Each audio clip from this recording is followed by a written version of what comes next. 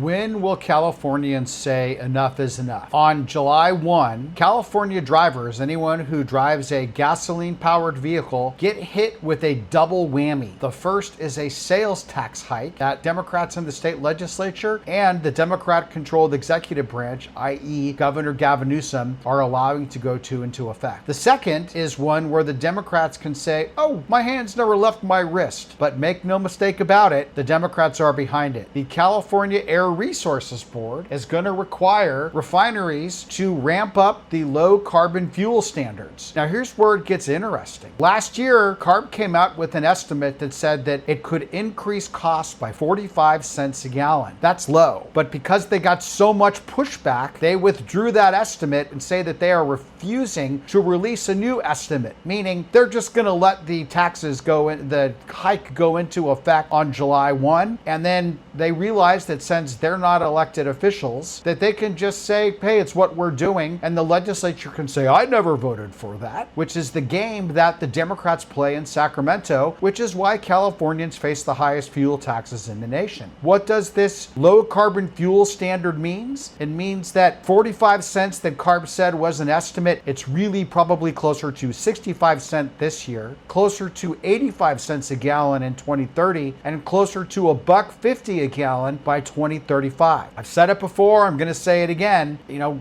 California, the Democrats in government, they talk a big game about affordability and how the cost of living in California is so high, yet every time that they have a decision to make about more government regulation and higher taxes, guess what always comes out on the winning side? More regulations and higher taxes. This lunacy has to stop. Voters in California, we have an opportunity to choose a different path, and if we don't choose it, then guess what? We get the government that we vote for. But this tax increases are going to hammer people at the lower end of the economic spectrum the hardest. People who commute to work, people who drive older cars that get worse fuel economy, all of these things that, again, the Democrats will say, oh, we're all for affordability, which in the Democratic mind usually means some type of government handout. Insanity. So on July 1, get ready for the Democrat gas tax increase,